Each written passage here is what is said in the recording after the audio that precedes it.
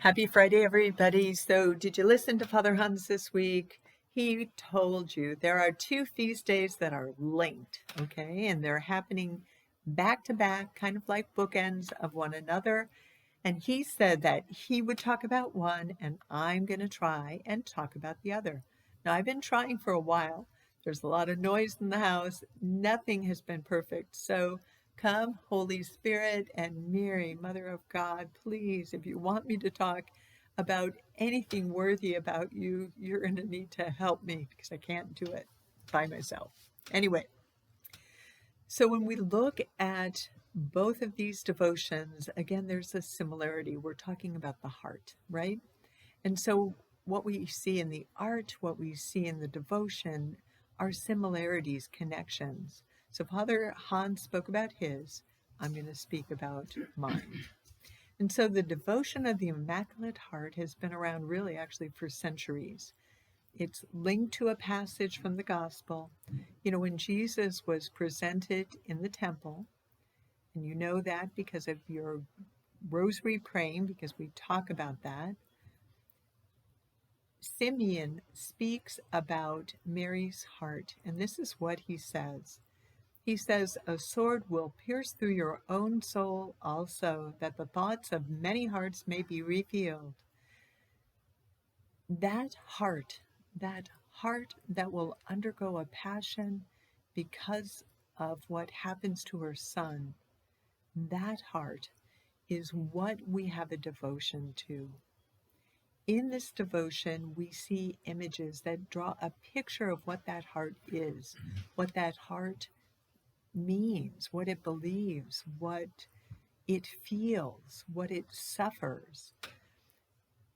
By the 17th century, these images became popular, so much so that if you Google it, you will see a sheet of images of Mary kind of come up to show you the things that I'm about to speak about.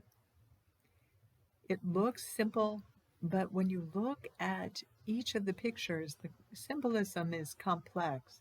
First, Mary's heart is visible outside of her body.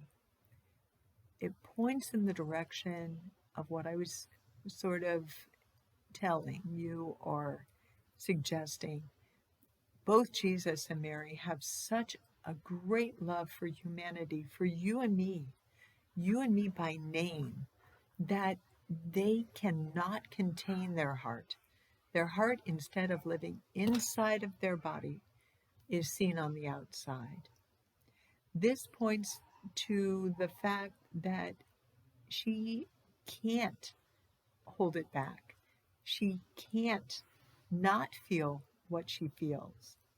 Her love is such that she can only point in the direction of it. When you see these pictures, you'll see it sometimes where her hands are holding her heart to the side, are pointing in the direction of the heart. But all of it speaks to you and me as the viewer of the image to suggest that Mary wants to give her heart to you and her heart to me.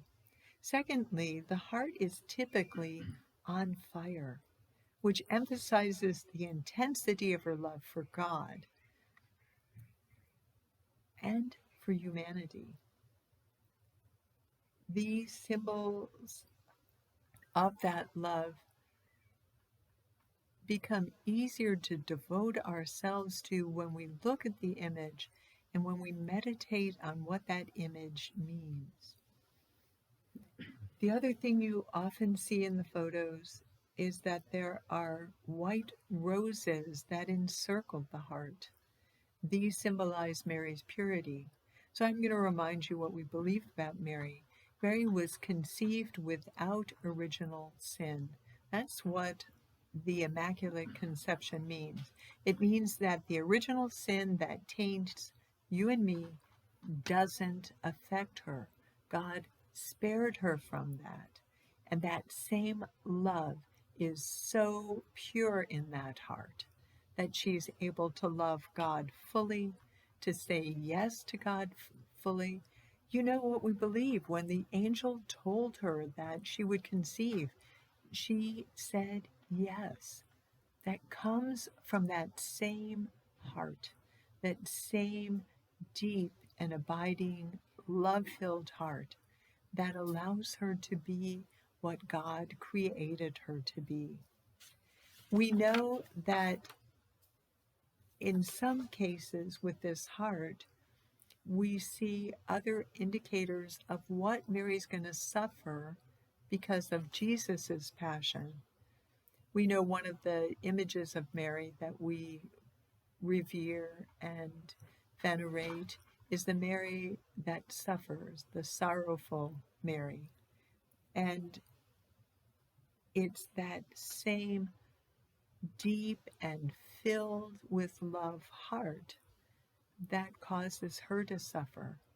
Isn't that true for every human being, that when we love deeply, very often that's coupled with deep suffering? Last of all, the heart is typically surrounded by rays of light. This brings to mind Revelation 12, verse 1. So in the book of Revelation, Mary is described as a woman clothed with the sun. All of this becomes, important because we believe that Mary and Jesus are the source of our salvation. Jesus first and foremost, and Mary in the fact that she points and leads us to the Jesus that saves us. So on these feasts, may we learn a little bit more about them. May we take a moment to say a Hail Mary for Mary, to intercede on our behalf, and on our Father for Jesus to do the same. And may both Mary and Jesus protect us, keep us safe, deepen our faith, and give us the love that we should have for God in all things.